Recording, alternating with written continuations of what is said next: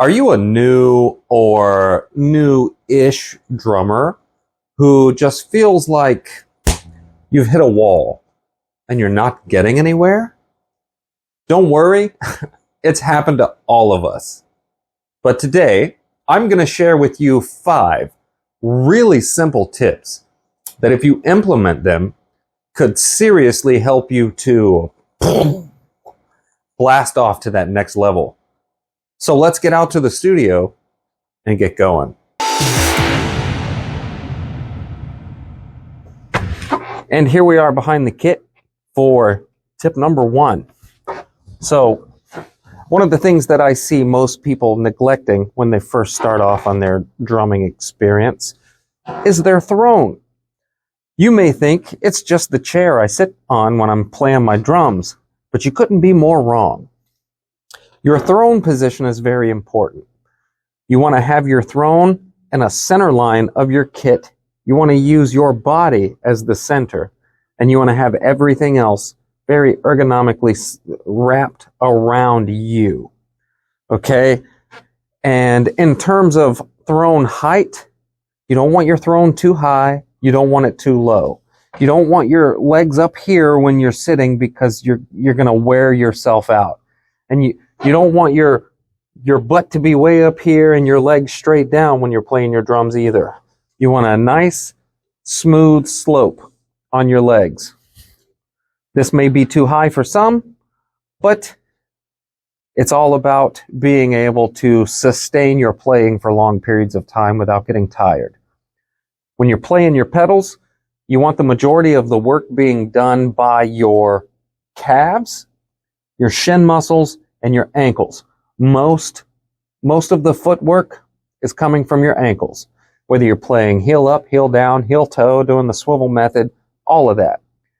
You want to have to move your entire leg as little as possible. If you're playing for 5, 10 minutes, 20 minutes, and your thighs start to get tired, your hips start to get tired, your knees start to get tired or hurt, you're doing it wrong. So just pay attention to what your body is telling you when you're playing and make sure that you have your throne adjusted to the right height. At the right height, you can use the saddle or the throne for you beginners to keep your legs supported while still being able to maintain your speed, your power, and building that stamina. It's all about stamina.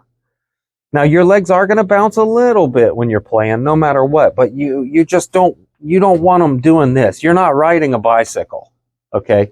You're playing the drums. So just keep your throne height in mind. And tip number 2, your toms, the ever important other drums. So I see a lot of people when they start out, they make the mistake of having their toms in really weird positions. You know, this first rack tom sometimes will be like tilted flat facing them or like off to the side somewhere. And then this one here will be over there somewhere, you know, all funky, looking like Mickey Mouse ears. That's not what you want. You want to try to keep your toms as flat as you possibly can. You don't want them at some weird angle. You want them facing you, centered to you, and as flat away as they can possibly be. Because when you're coming down on that tom with your stick, you want to be making a good solid connection with the head. If that thing's all laying like this and you hit it, it's just you're barely gonna tap it and slide.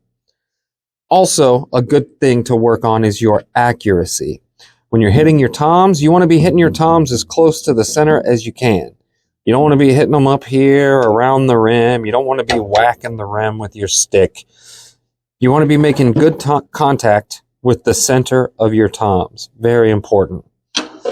In terms of placement, you want your toms to be as close together as you can get them. As you can see here, these have barely any space between them.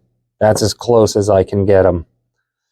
And then my floor toms, I have those as close as I can to my knee here. They're almost butted up against my knee pretty much. And this just improves flow and your ability to easily move around the kit. Because if you got one tom here and one tom here, and then your floor toms over here, what are you going to do? You're going to be stretching like crazy. So the way I have my toms set up is with my right hand from my hi-hat, all I got to do is pivot my wrist. That's all I got to do. Boom. Just roll my arm and I'm on my toms. From my middle rack tom to here, very simple. Just a boom, boom, boom. And then of course, my other floor tom, also very close. So you just want to keep everything as tight as possible and as close to you as possible to really maximize the flow. And tip number 3, your cymbals. Don't look at this one, I broke it a long time ago. But again, very much like your toms, you want your cymbals to be as flat as you can possibly have them. You don't want them like hanging down like this or facing away from you or, you know, tilting this way or that way. You want them relatively flat. Mine are on a very slight bias towards me, but they're still pretty much flat. This helps. So when you hit your cymbal, you're getting a good connection with the rim of your cymbal, and you're getting that full expression of that cymbal. It explodes. When you hit your cymbals, if they don't explode with sound, you're not hitting them properly. Okay, see all these cymbals, this one just sits funny. It goes whatever way it wants. But very important to keep your cymbals at the right angle. Also, when you're hitting your cymbals, you never want to come down straight into them like this. That's how you break them, okay?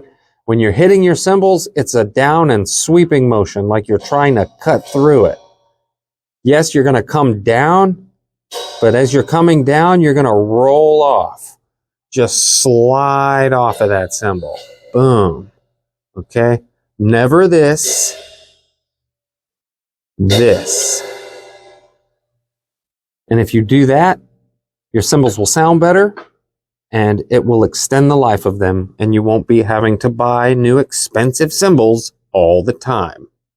And the next tip has to do with these guys. That's right. Your pedals. Whether you're playing a double pedal or a single pedal, doesn't matter. If it is a newer, more modern pedal, then you're going to have all of these adjustments to make that pedal butter. Okay? You're going to have your spring tension. So this little guy right here, that's what determines how hard it is to push that beater into the head and how fast it returns.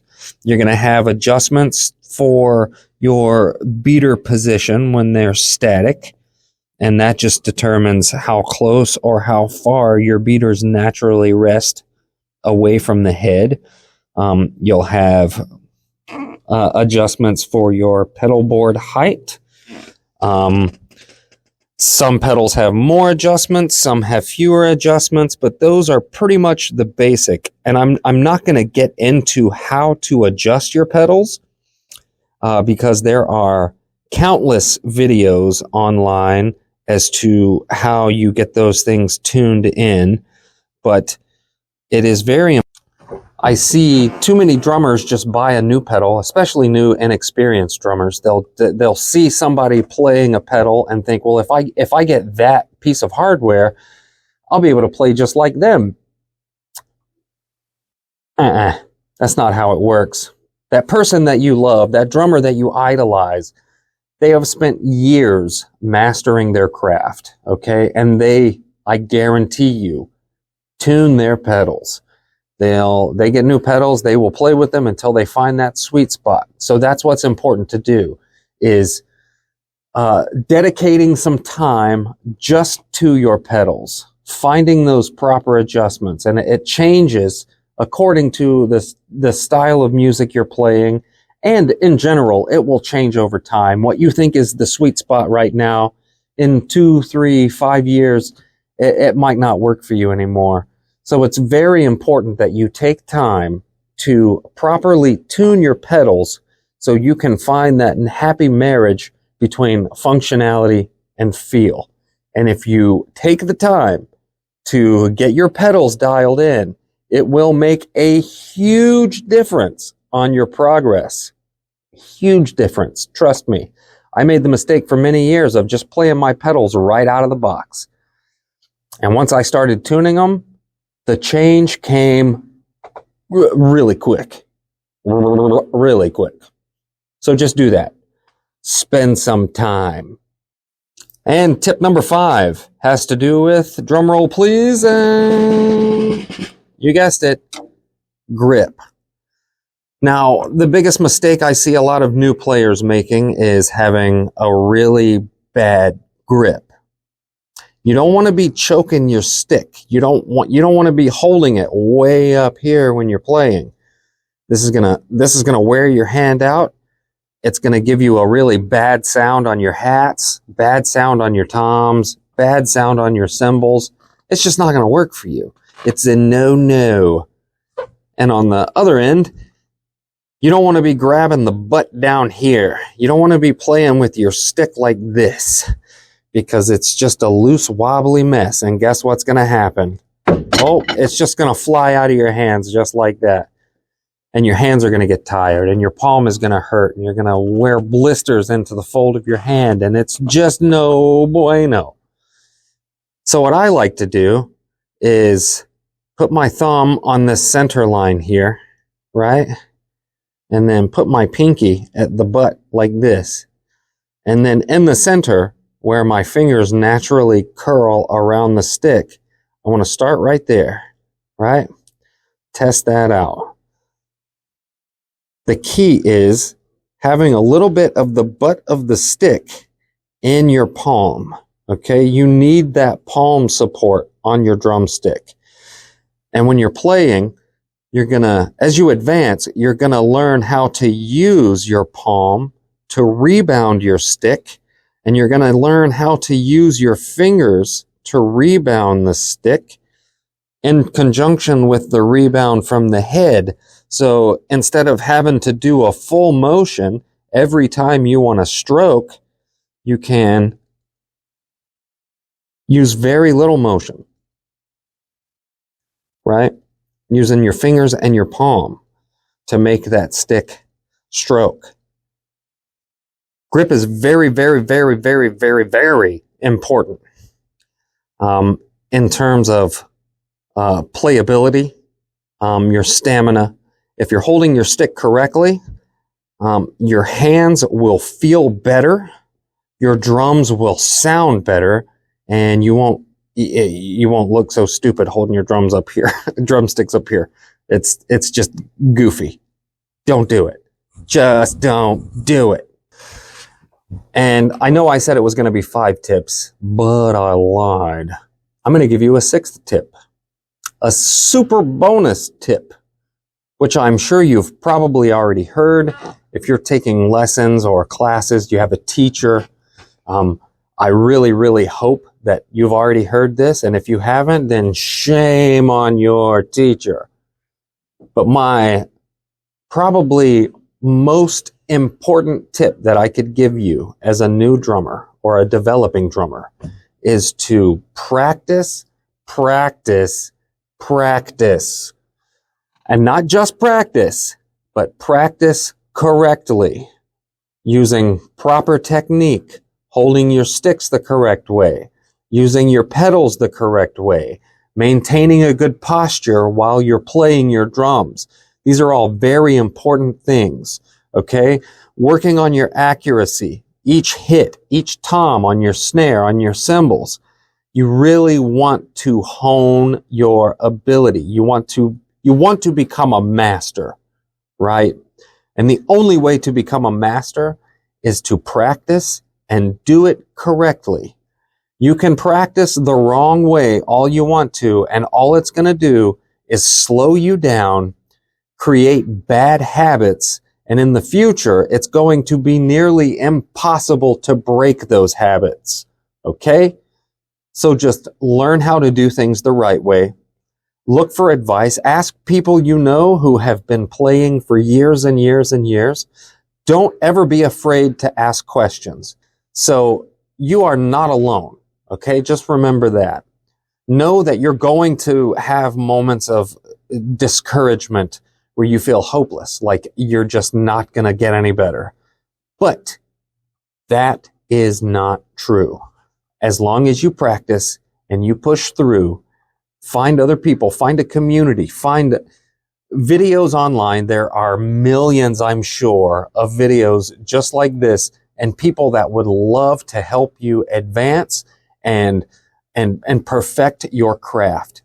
Because people like me, we love to see new drummers coming into the fray, and we love to see people succeed, and we love to see people do things that they thought they would never be able to do.